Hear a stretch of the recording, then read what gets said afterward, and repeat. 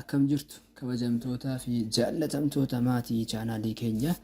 Viidiyoo kana irratti ammoo wayita Microsoft Word fayyadamnutti wantoota garaagaraa hedduu tokko nu gargaaruu danda'an akkasumas immoo ariitii hojii keenya fooyyessuudhaaf shoora olaanaa taphatan tippii tokko tokko waliin ilaalla. Haga xumura viidiyoo keenyaatti nu waliin tura.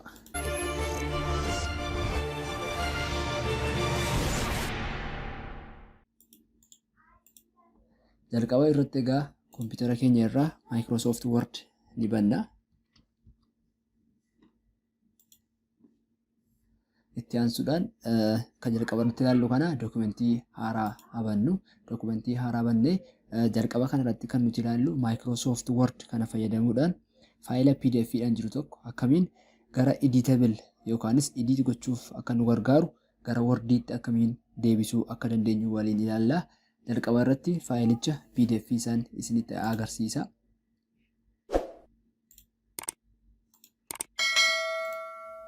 Faayila kana kunoo 10 work habits kan jedhu kuni amma akkuma agartan .pdf dhaan kan inni jiru.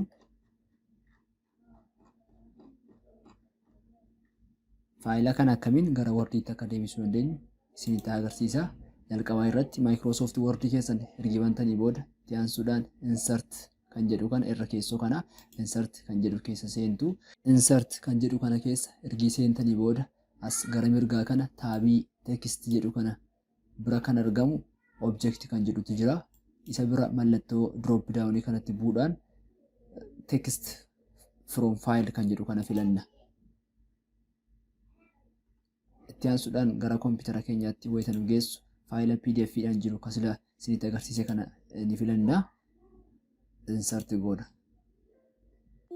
Alertii kana wayita nuu fidutti okay jettuuni.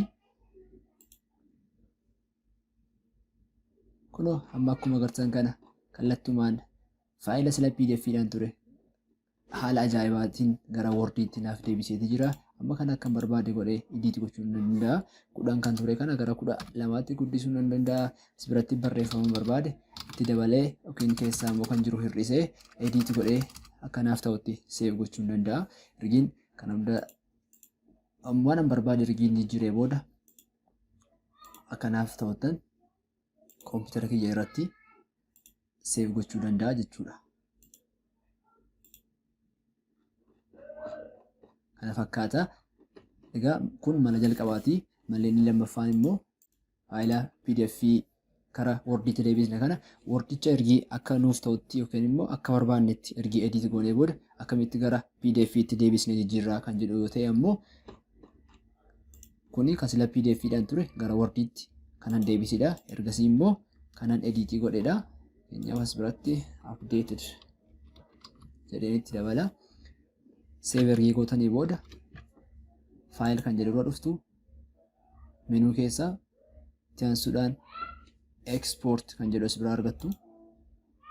Create PDF XP kan jedhu kana irratti kilikii gochuudhaan kallattumaan gara PDF'tti jijjiirtu. Desktop irratti save godhee isin agarsiisa. Publish jettuun. Kunoo akka agartan kana faayilli 12 habits 10 kan ture silaa update godheen gara 11tti deebisee kun gara 12tti deebisee kun update ka ta'edha jechuudha. Gara PDF'tti jijjiirameera. Isin agarsiisuu ni danda'a desktop kiyyarraa. Kunoo inni kuni update ta'edha jechuudha. So haala kana fakkaatuun gara PDF'tti illee deebisnee jijjiiruudhaan save godhachuu dandeenya. Tippiin yookiin immoo malli inni bareedaan itti aanu Microsoft Word kana irratti dark mode fayyadamuu dandeenya. Sariitii wayitaa halkan fa'aa irratti Word kanaan fayyadamnutti ifni kompiitara kanarraa gara ija keenya dhufu ija keenya irratti dhiibbaa uumuu danda'a. So amma danda'ametti ifa kana utuu hir'isnee baay'ee filatamaadha waan ta'eedhaaf akkamittiin kana gochuu akka dandeenyu isin agarsiisa. As irra keessoo kana irraa faayil kan jedhu irratti kilikii gootu. Itti aansuudhaan gara xumuraa kana irraa account kan jedhu kana filattu. Sana booda office team kan jedhu as biratti mul'ata. Isa jalaa dark grey kan jedhu kana filachuudhaan kalarii yookiin immoo halluu Wordii keessanii haala kanaan jijjiiruu dandeessu. Amma ta'e fooyyee qaba waan ta'eedhaaf osoo akka kanaan fayyadamtanii baay'eessadhaan siniin jedha. Gara jalqabaatti immoo deebisuudhaaf faayilii keessa seentanii account dark grey irra kan jiru kana gara colorful itti deebistu jechuudha. kan biraa immoo malli bareedaan yookaanis immoo faayilota garaagaraa ispeeshaalii yeroo hedduu irra deddeebiidhaan bannee kan fayyadamnu taanaan faayila barbaanne tokko sa'aatii feenetti dafnee argachuu dhiisuu dandeenya.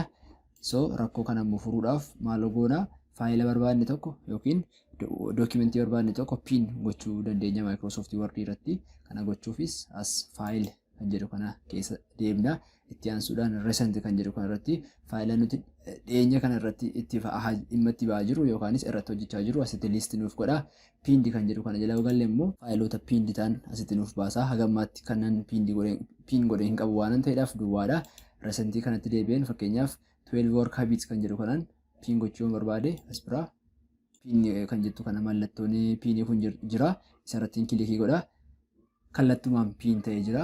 Piindi kan jedhu keessa gaafa dhufu kunoo as argadha jechuudha. So haala kana fakkaatuun dookumentii barbaadan tokko piin gochuudhaan sa'aatii barbaadanitti bakka sana dhaqxanii argachuu dandeessu. Dookumentii garaagaraa hedduu barbaaduu yookaanis yeroo keessan dookumentii barbaadan barbaacha gubuu hin qabdanuu jechuudha.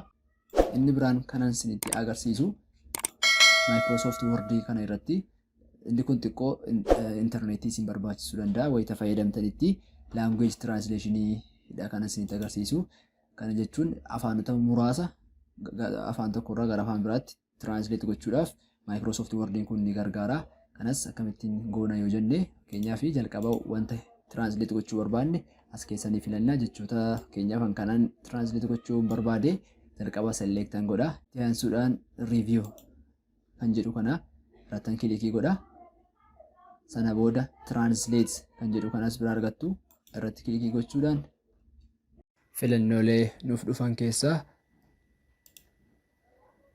lammaffaa irratti kan argamu translate selected text kan jedhu kanan filadha. Sana booda alertiin dhufu yes jedhaani intarneetii eeyyama na gaafachaa jira.